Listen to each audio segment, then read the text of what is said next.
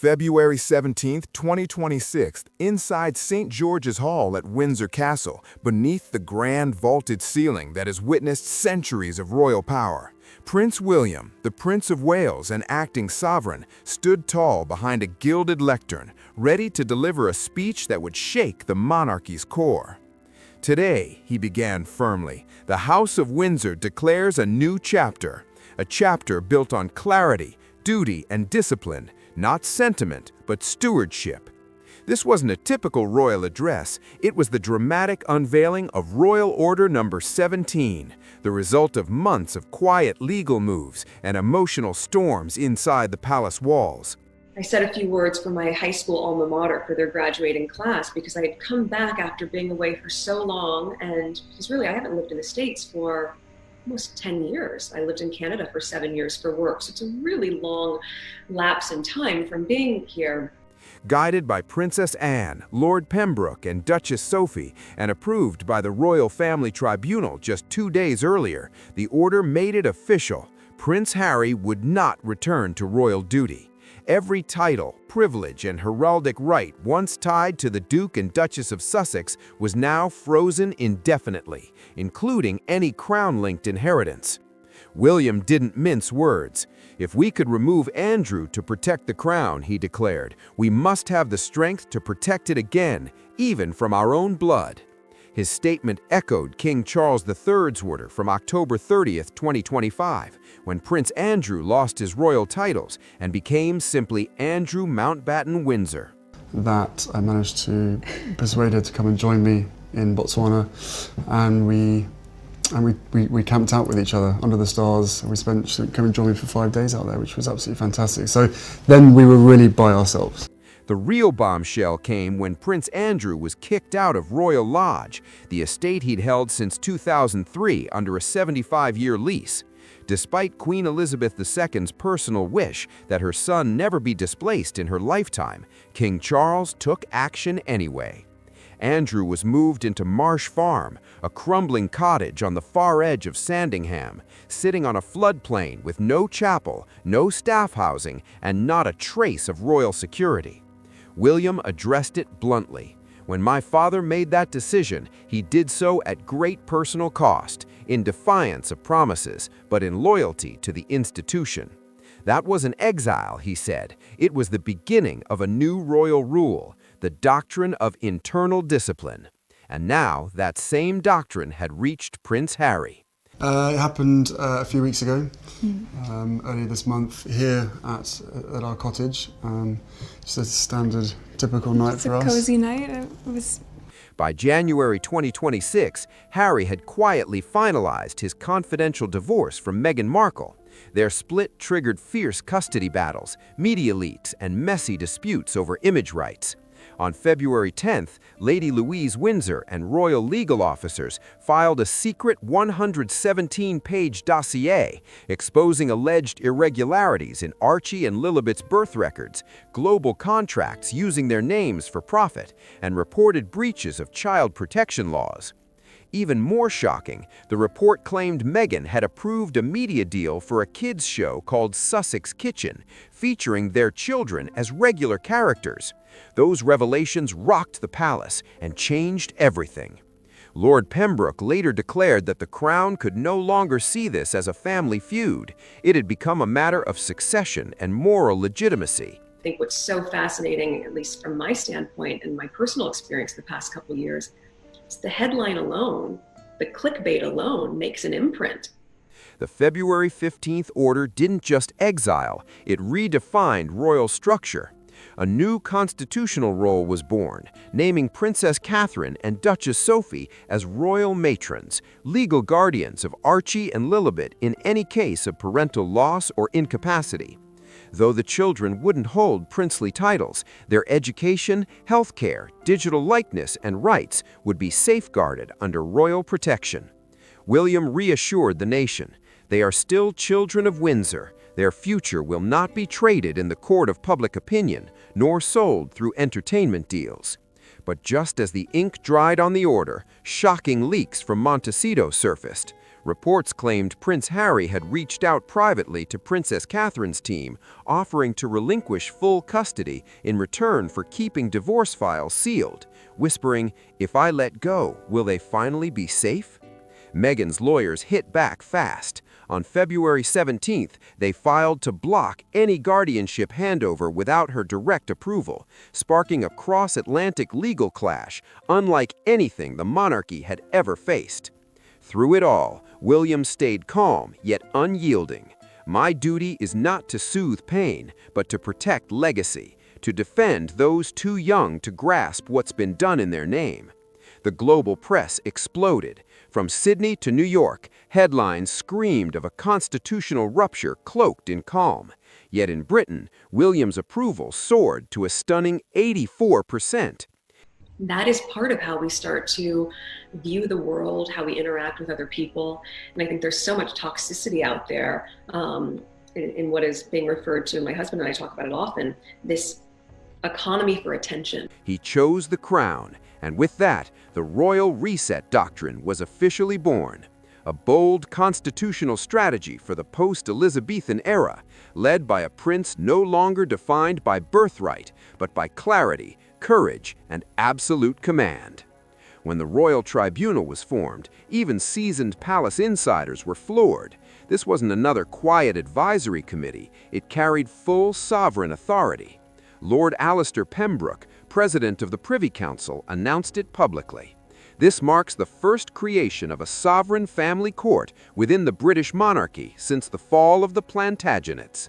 Its power stretched across royal titles, access, representation, and guardianship, a new kind of justice inside palace walls. Princess Catherine and Duchess Sophie had seen this storm coming for months. Working discreetly with advisors on education, child welfare, and security, they built a plan to protect Archie and Lilibet under any circumstance. Naming Catherine as royal matron of the House of Windsor wasn't symbolic. It placed her at the core of every decision about the children's lives. Though she stayed silent in public, inside the tribunal, her voice was firm. When asked about the emotional burden of taking on guardianship, she simply said, "This is not a punishment, it is a shield. These children are not to blame for their parents' ambition." I don't think that I would call it a whirlwind in terms of our relationship. Obviously, there have been layers attached to how public it has become after we had a good 5-6 months almost with just privacy, which was amazing. But no, I think we were able to really have so much time just to connect. Duchess Sophie, acting as Vice Chancellor of Domestic Affairs, added with striking honesty, "We must restore what lineage means. It cannot be used only when convenient." Then came the blowback. Meghan's legal team hit hard, filing an immediate objection across the Atlantic. Their statement accused the Royal Tribunal of historical overreach and emotional coercion, arguing it had no authority over California-based minors. But Lord Pembroke fired back fast. He declared, "The tribunal acknowledges that Archie and Lilibet reside in the U.S., yet their titles, privileges, and public identity remain tied to the crown, and that connection gives us legal standing. If that link granted them privilege, it can also withdraw it." Behind the legal drama, intelligence reports dropped shocking details, alleged discrepancies in how Meghan and Harry reported their children's citizenship, schooling, and even medical data. These gaps were serious enough to trigger reviews by both British and U.S. authorities. Lady Louise Windsor, who had quietly worked for months compiling a royal child welfare dossier, presented a 93-page report exposing mismatched records, irregular name filings, and conflicts between Meghan's public claims and official documentation. The tribunal's closing moment felt almost cinematic. Prince William stood before the panel holding two items, a sealed letter from Queen Elizabeth II and a printed copy of Royal Order No. 17. He didn't read her letter aloud. Instead, he looked up and said softly, "She told me, do not let duty be diluted by sentiment." The room fell silent. "She told me, you are not just their brother, you are the heir to a nation." With that, William carefully placed the Queen's envelope into the royal archive. "Let this mark the line," he said firmly, "and let the children be protected from what follows." That moment sealed a turning point. The private audience between King Charles and Prince William had been short but final. Though frail, the king's resolve was solid. He had already signed the writ, first for Andrew and now for Harry.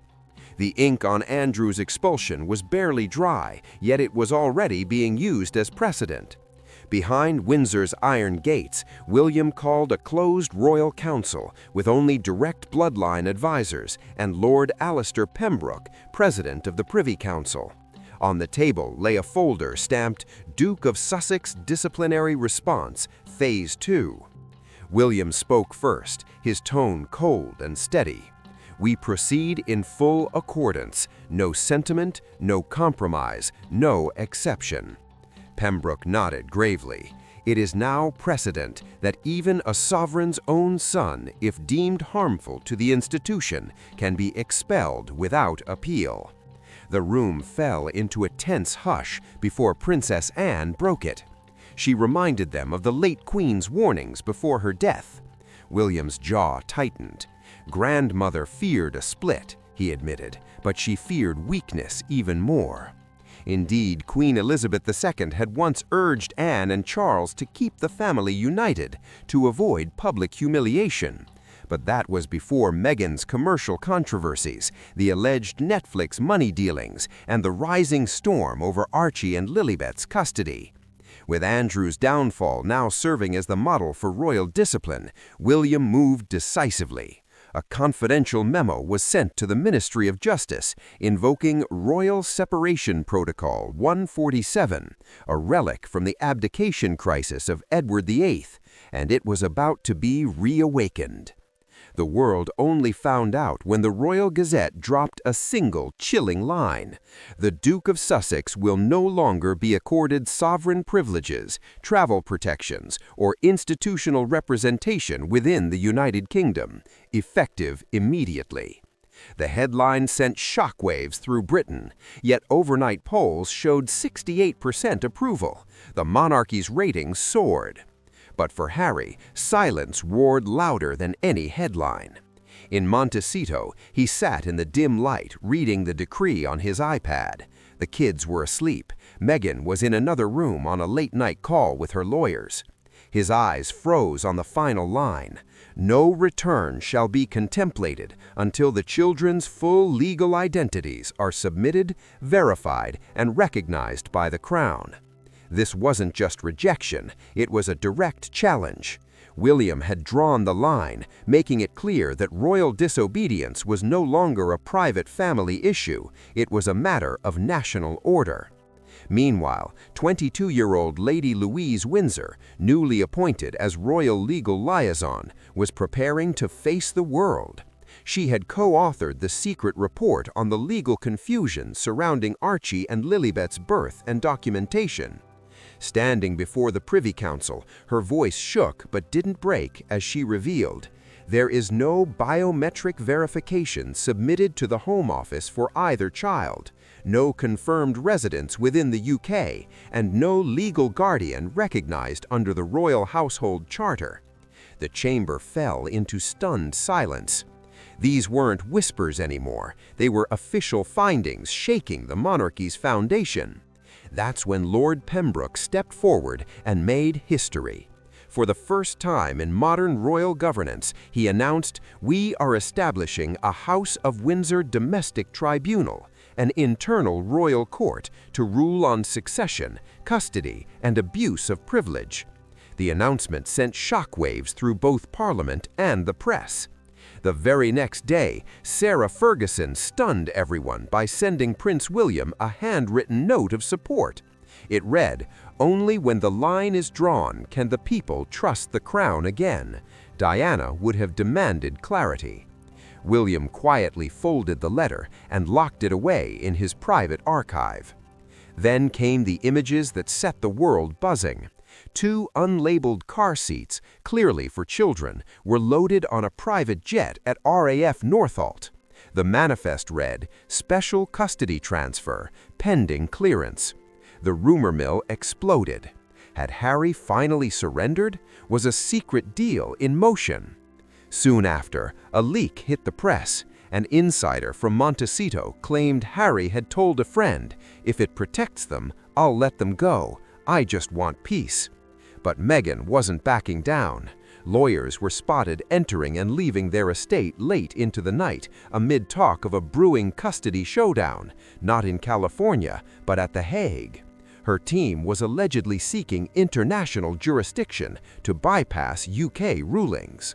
The storm hadn't ended, it had just evolved. Inside Windsor, William turned to Princess Anne and said quietly, "He learned nothing, but the institution has." As King Charles rested, weary yet steadfast, the crown edged closer to its new future, one where titles were no shields and bloodlines no longer excused betrayal. Buckingham Palace's courtyard stood in absolute silence, the kind that comes before a storm. At precisely 9 a.m., Prince William's press secretary stepped forward, flanked by the Lord Chamberlain and the Archbishop of Canterbury. The royal seal gleamed on the podium as cold air cut through the morning. Then came the announcement, crisp, formal, and devastating. "In keeping with precedent and moral duty," the statement read, "and following the private royal court's conclusions, His Royal Highness the Prince of Wales has issued a sovereign recommendation to permanently withhold the reinstatement of any royal titles, privileges, or ceremonial roles for Prince Henry of Sussex." The press gasped, but the statement didn't stop there.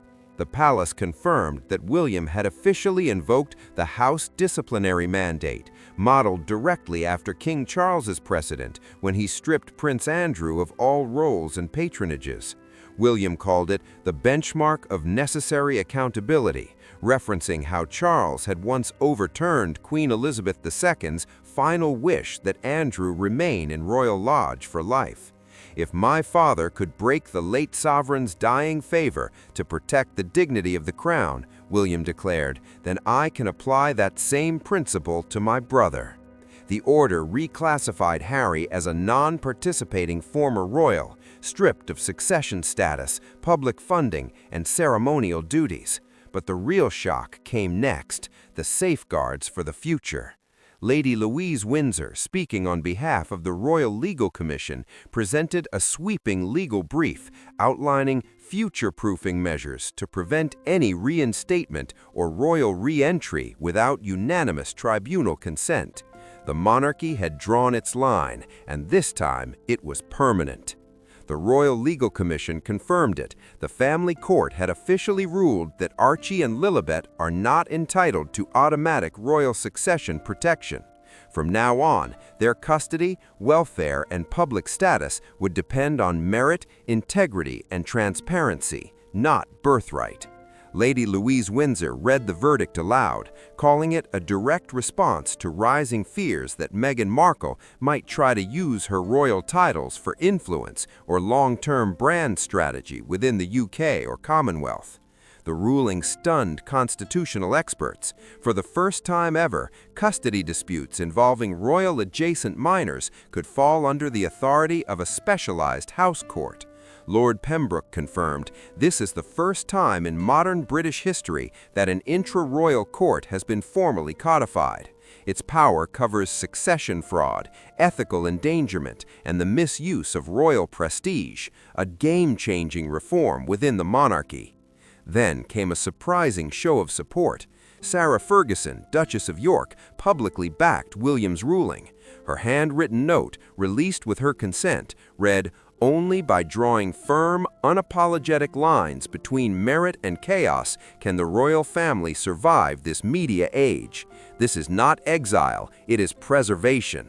The message marked a sharp break from her past quiet sympathy toward Harry and Meghan, a clear sign that even old allies were now siding with institutional clarity over personal loyalty.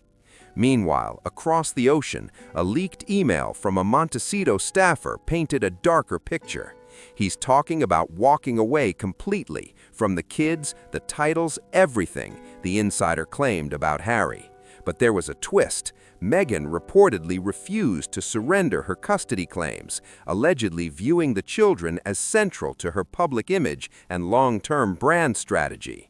Palace insiders now whisper that a full-blown custody war is on the horizon, one that could overshadow every Windsor scandal before it. At the close of the royal communiqué, Prince William signed his name in full ceremonial form, ending with a chilling final line: "I follow not only in the King's footsteps, but in the duty we owe to the people, not as brothers, but as guardians of history." There was no room for confusion. The door was shut, the torch passed, and the message unmistakable. Forgiveness may exist in private life, but never at the cost of the crown. When Prince Harry read the final declaration from his iPad in Montecito, sources say he sat motionless for 20 minutes, staring at the screen. A friend later described it as the end of a hallucination, the moment he realized his dream of returning as a reformed royal was gone for good. But the true shock came not from rejection, it came from the legal lockdown that followed. According to leaked excerpts obtained by the Royal Court Dispatch, the royal household had activated the Lineage Safeguard Clause, a rarely used royal statute dating back to the early 1900s. Originally created to block illegitimate or politically compromised heirs from claiming titles or estates, the clause was quietly revised after the Duke of Windsor's abdication and again after Lord Mountbatten's assassination. The law gives the reigning monarch or acting sovereign authority to withhold royal passage and recognition from descendants who carry the royal name but not the crown's fidelity. And now, officially invoked by Prince William and ratified by King Charles, the clause bars Archie Harrison Mountbatten Windsor and Lilibet Diana Mountbatten Windsor from receiving royal trust entitlements, estate claims, or ceremonial positions until they turn 21. The crown had just drawn its sharpest line in generations. And the ruling didn't stop there. Archie and Lilibet's royal status would remain frozen until they turned 21, and even then, only after completing a full ethics and identity audit before the Crown Court. In essence, their royal identity had been paused indefinitely. Meghan Markle's reaction was anything but calm. Insiders say she stormed out of a crisis meeting with her PR team just minutes after the announcement. Leaked footage from her Montecito estate showed Meghan pacing furiously on her veranda in workout clothes, shouting into her phone, "They can't freeze my children out! I built their global identity! I gave them the brand!" That phrase, "I gave them the brand," exploded online within hours. Critics seized on it as proof of what many had long suspected, that Meghan viewed Archie and Lilibet less as children and more as extensions of her media empire. The Spectator published a brutal headline, "The Grandmother's Revenge, Meghan's monetization of royal bloodline collapses in real time." As outrage grew, the palace remained silent. Both King Charles and Prince William refrained from public comment, but Duchess Sophie, wife of Prince Edward, broke the silence in powerful fashion. Speaking at the Royal Family Ethics Symposium at Cambridge, she addressed the scandal head-on without naming names. No child should ever be used as a pawn, a product, or a passport. Nobility is not in a title, it's in how you protect the name that title bears. The audience erupted in a rare standing ovation. Behind closed doors, Sophie was already shaping the Windsor Code of Conduct, a new framework defining ethical expectations for anyone carrying the royal surname, covering media deals, inheritance disputes, personal branding, and the legal rights of royal-born children. Sources inside the palace say the Windsor Code of Conduct was written with one purpose: to prepare for the looming Sussex custody war. But while emotional chaos built abroad, another crisis was closing in fast: financial collapse. Documents obtained by the Daily Ledger revealed that property taxes on the Montecito estate for 2026 were more than $134,000 overdue. Add that to the collapse of Archwell's donor base and rumors that Netflix had triggered an early exit clause worth nearly $24 million, and it was clear Prince Harry was bleeding both cash and composure. A former Sussex business advisor warned he's dangerously close to defaulting on the Montecito mortgage. Meghan's personal trust had been restructured last year, leaving Harry without access, and the palace's financial lifeline was long gone. There's no plan B, the source added grimly. Even more shocking, Harry reportedly reached out to Tyler Perry for emergency bridge financing. But according to a source close to Perry, the request was denied, not out of malice, but for reputation's sake. The insider explained, no one wants to bankroll a man rejected by both his birth family and the American public. Then came the emotional turning point. Prince William's senior aide confirmed to Windsor Insider that the brothers had one last phone call before the final decision was made public. Harry asked quietly, "So that's it? You're just cutting me off forever?" William replied, "No, I'm letting you go because you refuse to let go of what broke us." The line went silent. That exchange, though deeply personal, was included in the palace's internal report to make one thing clear. William's decision wasn't revenge, it was institutional, it was final. And while Queen Camilla stayed mostly out of sight, insiders confirm she quietly backed the firm stance, steady, resolute, and unflinching. For the first time in years, there was total royal alignment. Charles, William, Anne, Edward, and Camilla all stood united. Palace aides now call this new stance the Windsor Blockade, a complete shutdown of any path for Harry and Meghan to slip back into the royal fold. The move was sweeping. Diplomatic protection in the UK revoked. Direct family communications legally severed. Access to private royal archives blocked. And in a shocking procedural update, the children, Archie and Lilibet, were officially excluded from the new line of succession registry. A freshly published internal Crown document listed them as out-of-status descendants, OSD, marking the first ever use of that label in modern royal history. The symbolism was brutal. It meant the children of Sussex were royals by name only, not by recognition. Meanwhile, Meghan Markle was allegedly preparing her next explosive move. Sources say she has signed a preliminary deal to co-author a tell-all memoir titled "The Crown Kept My Children." But legal analysts are warning that the book could violate several non-disparagement clauses from the couple's 2020 exit deal, a move some royal lawyers are calling contractual self-destruction. Due for release later this year, the memoir is being described as Meghan's nuclear option, but palace insiders believe it won't bring sympathy. Instead, it will only prove what William's doctrine stands for, that silence isn't weakness, it's discipline. Inside Buckingham Palace's once quiet eastern wing, the lights now burn late into the night. Under Lord Pembroke's command, the old corridors of history have transformed into a modern war room, a fortress of royal control. Prince William returned to the lectern inside the royal gallery, the room heavy with anticipation. What came next would become the most sweeping custodial ruling in the modern history of the House of Windsor. His voice was firm as he read aloud. By royal authority, under full advisory of the Family Oversight Council, His Royal Highness Prince William of Wales, acting sovereign, hereby declares the legal and logistical revocation of all internal custodial rights held by Rachel Meghan Markle concerning the minors known as Archie Harrietton Mountbatten Windsor and Lilibet Diana Mountbatten Windsor. The shock was instant, seismic. For the first time since Queen Victoria's reign, the Crown had formed a royal family custodial tribunal, separate from civil courts, and operating under the 2024 Succession Reform Charter. It was Princess Anne who had quietly built the foundation for this system, but it was her protégée, Lady Louise Windsor, who finished it, crafting a legal framework to shield royal minors from exploitation, unstable marriages, and the loopholes of transatlantic law. The tribunal cited 12 specific violations, including Meghan's alleged breaches of the 2020 Sussex Agreement, the for-profit use of her children's royal titles, and a pattern of misinformation in public disclosures.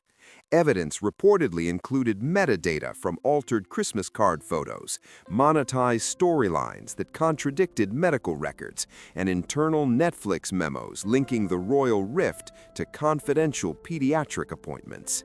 In her published report, Lady Louise wrote, "Their identities have been weaponized, their privacy sold for leverage. This ruling is not vengeance, it is a rescue." Prince Harry, meanwhile, was absent. Sources confirmed he had suffered weeks of emotional collapse, with multiple intercepted communications between his team and UK legal counsel. The monarchy had spoken, and this time the verdict carried the full weight of royal law. Reports confirmed that Prince Harry had quietly signed an emotional non-objection agreement, but only on one condition, that his children be relocated not to a palace, but to a neutral, non-symbolic crown estate in Kent. The property, once a country home of Princess Margaret, would now serve as a secure residence managed by the Crown Guardianship Office. There, Archie and Lilibet would be cared for by trained professionals, non-aristocratic caretakers specializing in trauma-informed child development. Princess Catherine, now formally titled Guardian General of Royal Minors, would hold spiritual and ceremonial authority, though not daily involvement. When asked about the move, Catherine simply said, "This is not a palace, but it is peace." As the decision hit global headlines, Meghan Markle's response came within hours, and it was fierce. Through a newly hired crisis PR firm, replacing her former Sunshine Sacks team, she released a tearful video. Sitting beside two children's drawings, she whispered into the camera, "They've erased my motherhood. They've stolen my babies because I wouldn't bow." But this time, the public didn't bend to emotion. Backlash was instant and merciless. Hashtags like "Protect the Line," "No More Royal Leaks," and "Custody Not Currency" flooded social media. Commentators across the BBC, Sky, and even CNN pointed out that international family law backed the tribunal's actions, noting that Meghan's claim of dual U.S. citizenship for her children did not override the protective jurisdiction of the Windsor Charter. For the first time, the monarchy's moral and legal authority appeared unshakable, and public sentiment was no longer on Meghan's side. When the children's residency was officially declared fraudulent, the final blow didn't come from the palace, it came from Sarah Ferguson. Through the Royal Legal Archive, Fergie released an open letter to Prince William that stunned the nation. "I once thought silence protected the crown, but I've learned it protects abusers more. In this clarity, I support your ruling. Children are not bargaining chips, not even royal ones." Within hours, the U.S. Embassy in London confirmed it would not challenge the relocation of Archie and Lilibet, citing British jurisdictional primacy and shared child protection treaties. The message was clear. Washington was stepping back, and London held the final word. Meanwhile, in Montecito, sources close to the Sussexes described Prince Harry as having entered a state of emotional hibernation. A former bodyguard said he barely ate and often slept in his car instead of inside the house. Meghan, however, reportedly refused to admit defeat. In a voice message to her sister Samantha, she allegedly said, "He doesn't understand empire. He thinks love can undo protocol." But the most haunting moment came 2 days later. Royal aides discovered an unsigned letter addressed simply "to my children." The handwriting matched Harry's, the ink faintly smudged at the corner. It read, "I loved you before titles. I love you now without them. One day you'll understand why I stepped back, but I hope you'll forgive me for what I couldn't stop." Soon after, royal security operations were quietly restructured. A new phase of control had begun, and the walls around the monarchy had never stood taller. Frogmore Cottage, once the Sussex family sanctuary, was quietly placed under the stewardship of the Crown Estate. Then came a chilling update from Clarence House, a rare formal memorandum that redefined the term royal heir, now excluding any descendant of individuals stripped of titles due to institutional violations. The monarchy had officially rewritten its own bloodline. Meanwhile, in Scotland, Princess Anne discreetly expanded the Family Affairs Office, introducing Protocol Code Grey, a confidential system for containing internal royal crises tied to reputational or ethical breaches. It was the monarchy's new firewall, a mechanism designed to ensure that chaos never reached the crown again. But the most haunting moment, not from speeches or documents, came from a quiet change online. On the official royal family website, under the Family section, a gray and white portrait appeared, showing King Charles, Prince William, Princess Catherine, and their 3 children, George, Charlotte, and Louis. Below, 2 names were missing, Archie and Lilibet. In their place, a cold digital note appeared. Status updated in accordance with Royal Custodial Tribunal ruling 2026. No ceremony, no explanation, just a date and silence. For those who watched closely, it was clear this wasn't just the end of a family chapter. It was the quiet erasure of a royal lineage. The House of Windsor had drawn its final, irreversible line. And so ends the royal custody saga, a story of power, protocol, and bloodlines rewritten forever. If you found this breakdown riveting, don't forget to like, subscribe, share, and drop a comment below. Your thoughts keep the story alive.